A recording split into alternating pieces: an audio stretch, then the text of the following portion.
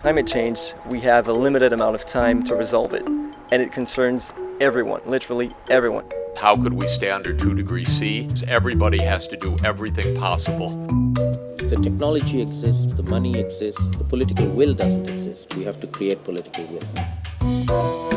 We have one more shot at this in Paris. The fact is that if you don't think you can play a role, you won't. Our window is closing, but our window's still open. We're on the last day of Bonn, of the first Bonn.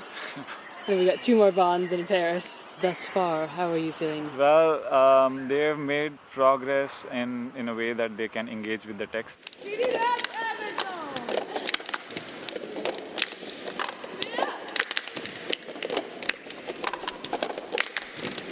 We did a speeded up action, trying to bring a bit of energy to the negotiations. They're not going to get this done in time if they don't hurry things along. All of us have a real sense of urgency to what we're doing, and we really see that in the way that we work and the kind of activity that's going on within the young NGOs. It's also nice to see that the delegates themselves are also unhappy that it's going slow. They also wish that it was going a bit faster, and at least that's a sign that we're aligned in our interest for it to go forward. We're still not discussing substance, and that's really missing here. We're discussing form, structure, clustering, consolidation, streamlining, beautiful words. But if it's getting frustrating for us, I imagine for these countries, and we don't want a failure on the agreement. Even the streamlining process it's not even working. So August will be the real fight.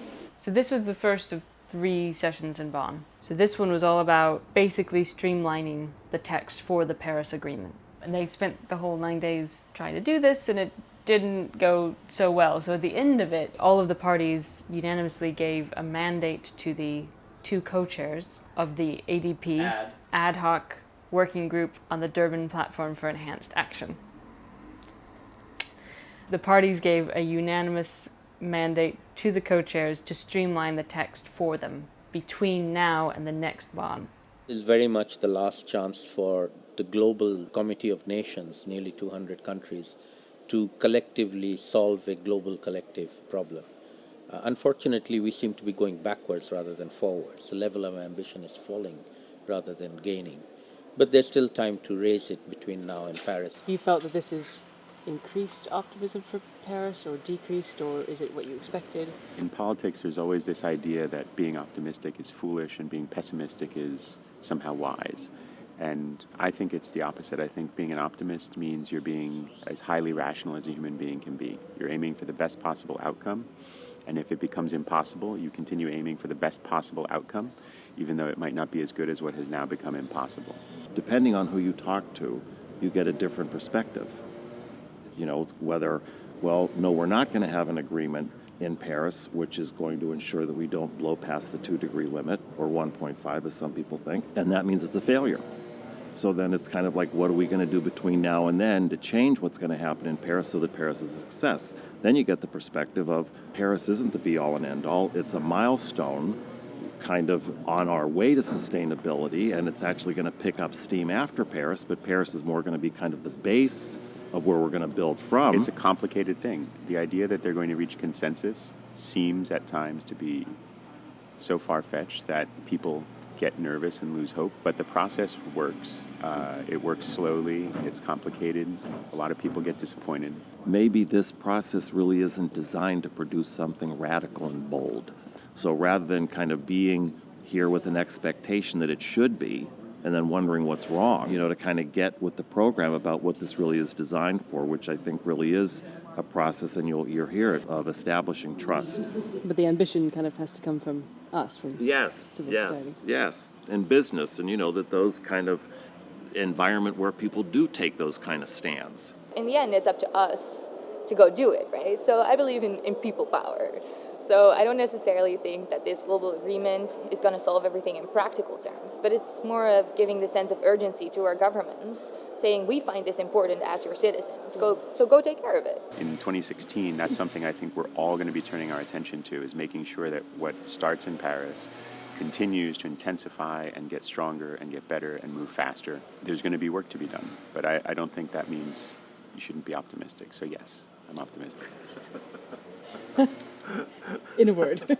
In a word, yes. People are definitely seeing that as it's more of like a road through Paris than a road to Paris. It's been very much like, okay, this is kind of like one of the mobilizing occasions of the year, but we're still going to be working throughout that, before that, after that. We as youth, but also to a larger extent civil society, has the capacity to act in ways that political institutions do not. Political institutions very often are hindered by their short political mandates, short political terms, and they have to do things in the immediate timeline to please electorates, to please certain groups, whereas we don't necessarily have that. This makes us, gives us the capacity to bring solutions that others cannot. It's all about politics.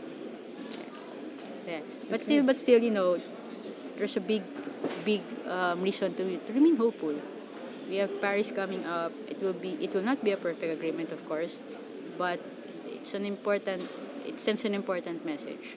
You know, that after Copenhagen, okay, there's trust again. We can work on this together. We can make it happen. Okay, and how are you feeling about Paris right now?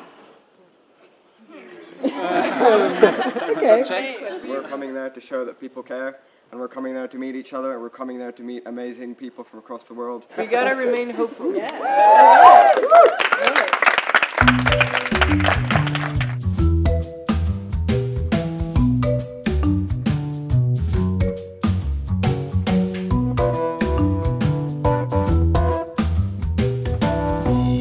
The risk is that the agreement will be an empty one. That's a risk that I think we cannot afford. You hear all these great things are being said, like all the rhetoric is really good about like we're gonna do this, we're gonna solve it, but then you're kind of like, well, but like how? Like what's the plan? And it seems like you guys are saying, okay, like if you're gonna do that, here's how you do it. It's essentially a new industrial revolution. I really believe that it's a win-win and it's an incredible opportunity. So we should jump at it really, instead of being on the fence and like pushing back all the time.